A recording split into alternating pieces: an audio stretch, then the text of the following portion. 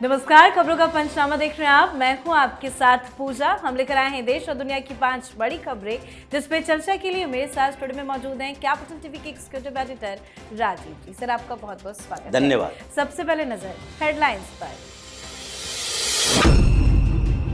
वित्त मंत्री निर्मला सीतारमण ने पेश किया देश का बजट में कई बड़े बड़े ऐलान। कुछ चीजें महंगी तो कुछ चीजें हुई सस्ती। रक्षा बजट 15% बढ़ा। बजट को पीएम मोदी ने बताया ऐतिहासिक। बजट पर विपक्षी नेताओं का हमला। राहुल गांधी बोले सबको नजरअंदाज किया गया। ममता ने कहा ये बिखरा हुआ बजट, तो अखिलेश यादव ने बजट को बताया निराशाजनक और निंदनीय। पंजाब दौरे पर पीएम मोदी जालंधर में बदले आदमपुर एयरपोर्ट का नाम। हलवारा एयरपोर्ट का भी किया उद्घाटन। पीएम बोले भारत यूरोपीय ट्रेड डील से पंजाब को फायदा। पश्चिम बंगाल की मुख्यमंत्री ममता बनर्जी का दिल्ली दौरा। कल मुख्य चुनाव आयुक्त ज्ञानेश कुमार से करेंगी मुलाकात। विपक्ष के टॉप नेताओं से भी कर सकती हैं मुलाकात। अमेरिका से तनाव के बीच वेनेजुएला के राष्ट्रपति से पीएम मोदी ने की बात, तो इस बीच ट्रंप ने किया बड़ा दावा। कहा भारत ईरान से नहीं, अब वेनेजुएला से खरीदेगा तेल। खबरों की शुरुआत में सबसे पहले बात बजट की।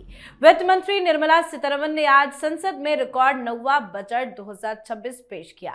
बजट में कई बड़ी बड़ी घोषणाएं की गई। कई चीजें सस्ती हो गई और कुछ चीजें महंगी भी हुई है। बजट में रोजगार, स्वास्थ्य, निवेश और इंफ्रास्ट्रक्चर पर जोर दिया गया है। वहीं वैश्विक अनिश्चितता और घरेलू मांग को संतुलित करने की दिशा में भी कई बड़े ऐलान किए गए हैं।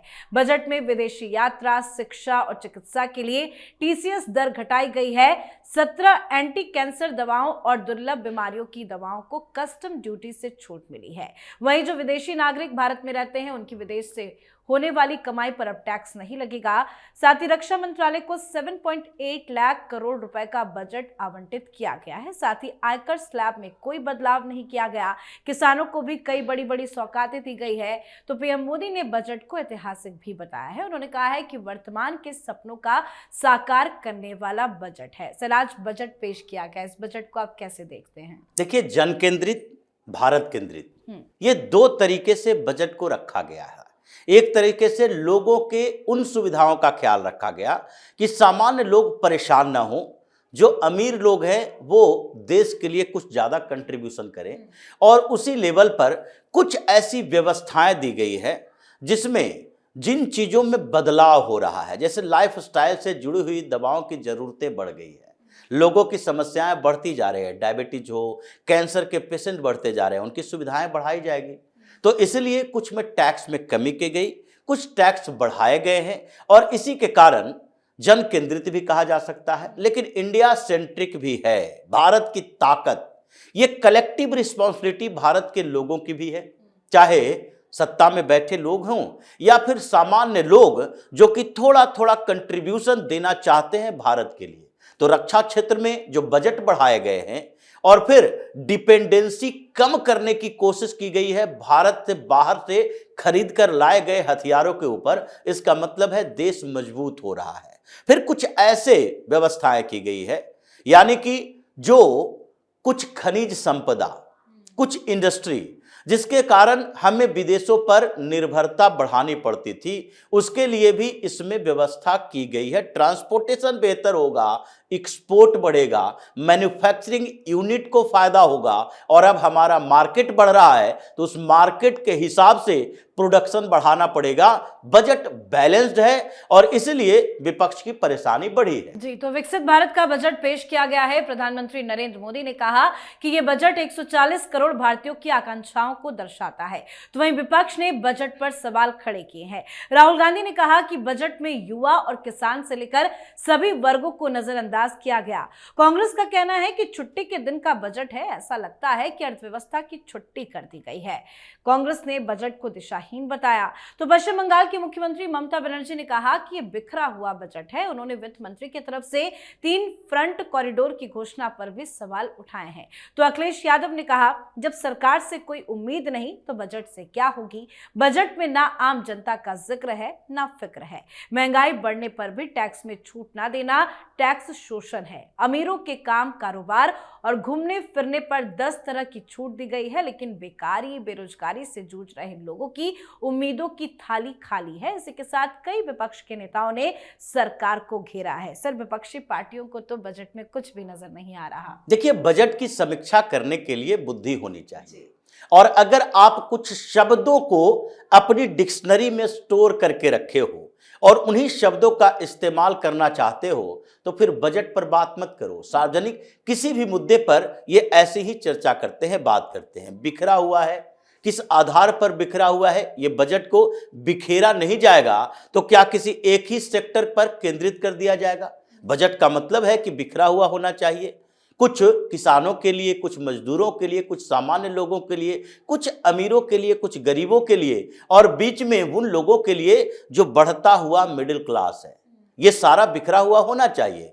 कुछ रेलवे के लिए और कुछ डिफेंस के लिए, देश की मजबूती के लिए। तो ये सारे बजट का मतलब ही बिखरा हुआ होता है। समेटकर उसे एक सूत्र में पिरोना और उसके साथ अच्छी व्यवस्था बनाना, यही सरकार का काम है। और उसे समेटकर आप उसका क्रिटिसाइज करें, ऐसी क्षमता का विकास करके सवाल करना विपक्ष का काम है। अगर दोनों में सामंजस्य ही नहीं है, राहुल गांधी की कांग्रेस वही शब्दावली का इस्तेमाल करेगी, लोगों का ध्यान नहीं रखा गया।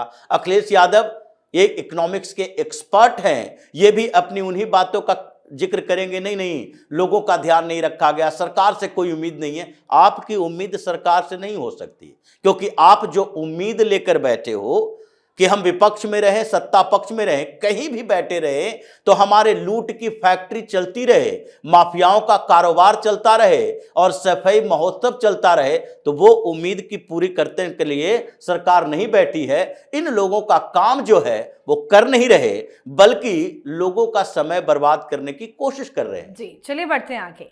प्रधानमंत्री नरेंद्र मोदी आज श्री गुरु रविदास जयंती के अवसर पर पंजाब दौरे पर आए। धार्मिक स्थल डेरा सचखंड बल्ला में नतमस्तक हुए। पीएम मोदी ने पंजाब के आदमपुर हवाई अड्डे का दौरा किया और हवाई अड्डे का नाम बदलकर श्री गुरु रविदास महाराज जी हवाई अड्डा आदमपुर रखा गया।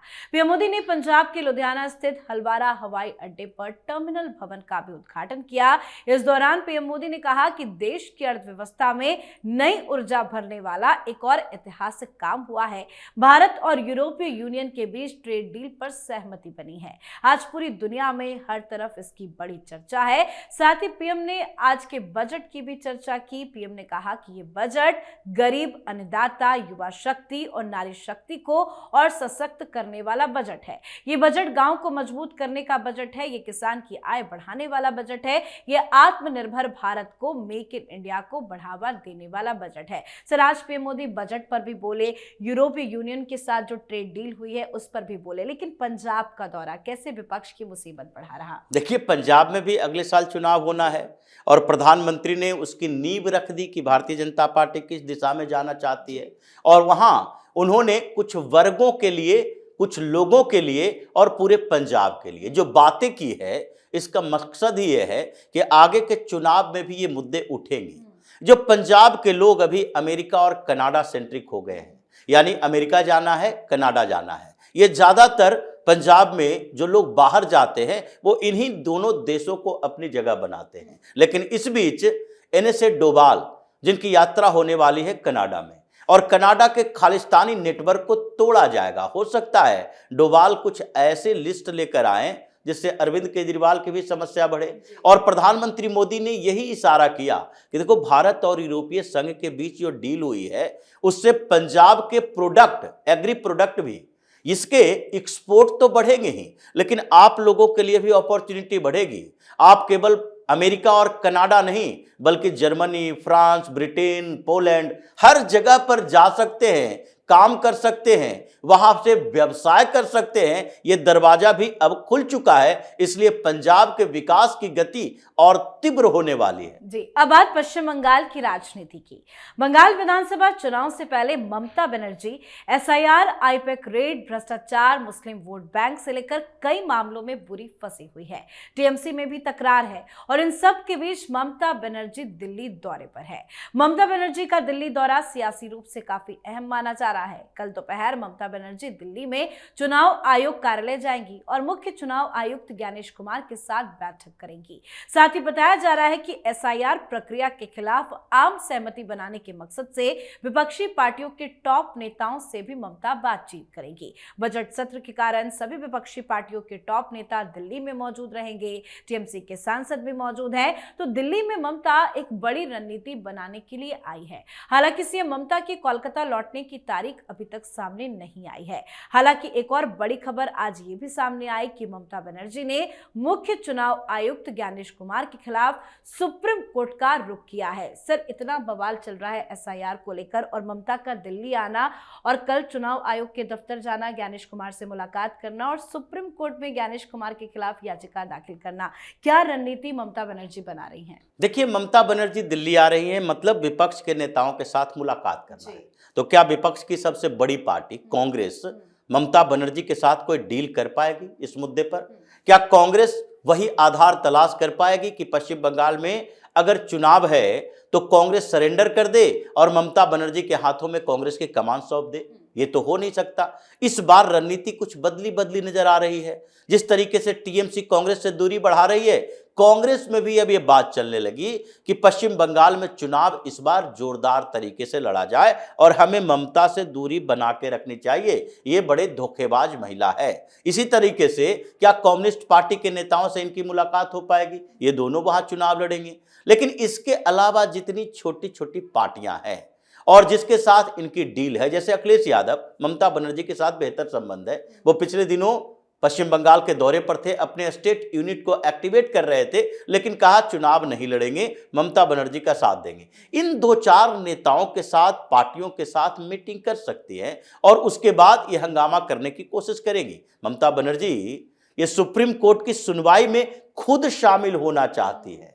ये परसेप्शन बनाने की जो इनकी पहल है, वो लगता तो नहीं है कि पश्चिम बंगाल में जब ये वो नैरेटिव क्रिएट करने में अक्षम रही, असफल रही, तभी दिल्ली आकर हंगामा करने की कोशिश कर रही है। अगर पश्चिम बंगाल में चुनाव है, बंगाल में ही इनका इंपॉर्टेंस बढ़ा रहता, इनको लगता कि नहीं नहीं हम संभाल के रखे हैं, तो दिल्ली में आकर हंगामा करने की जरूरत नहीं पड़ती। पिछले चुनाव में ये कभी दिल्ली नहीं आई, भले ही पैर तुड़वाकर घूमती रही, लेकिन दिल्ली का दौरा उस समय नहीं किया। तो अब तो लग रहा है कि आप इधर उधर भाग रही हैं, सहयोग के लिए दूसरी पार्टियों का दरवाजा खटखटा रही हैं, तो इसका मतलब है कि आपका बंगाल में चुनाव फंसा हुआ है। आज की आखिरी खबर में बात वेनेजुएला में पीएम मोदी की एंट्री की।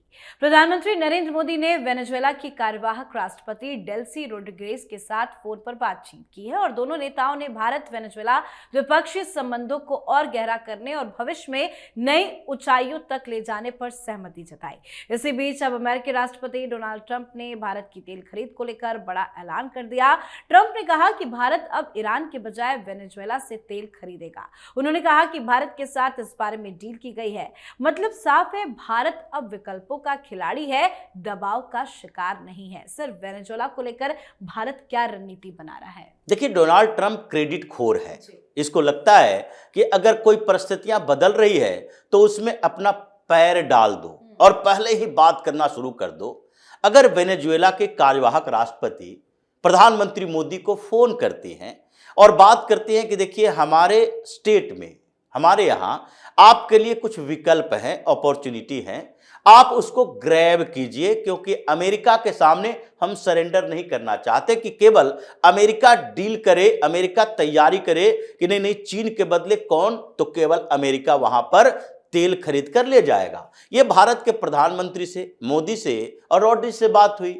उसके बाद जब ट्रंप को लगा कि ये तो मेरी सहमति के बिना ही दोनों के बीच बातचीत चल रही है, भारत ईरान से भी तेल खरीदेगा, रूस से भी तेल खरीद रहा है और वेनेजुएला से भी तेल लेगा, इसके लिए ट्रंप की इजाजत, ट्रंप की सहमति असहमति की जरूरत नहीं है। अगर ट्रंप ने मादुरो को गिरफ्तार किया है तो इसका मतलब यह नहीं है कि पूरे वेनेजुएला पर ट्रंप का कब्जा हो जाएगा। भारत को अभी कोई भी देश इग्नोर नहीं कर सकता जो डिप्लोमेसी भारत ने रखी है। इसलिए ये ट्रंप चीख चिल्ला रहे हैं तभी जबकि भारत और वेनेजुएला के बीच कुछ बड़ा ट्रेड डील होने वाला है। बहुत बहुत धन्यवाद सर बातचीत। धन्यवाद। तो खबरों का पंचनामा में आज के लिए फिलहाल इतना ही। देश विदेश की बाकी खबरों और उनके सटीक एनालिसिस के लिए देखते रहिए कैपिटल टीवी। हमें लाइक कीजिए, शेयर कीजिए और कैपिटल टीवी को सब्सक्राइब कीजिए। नमस्कार।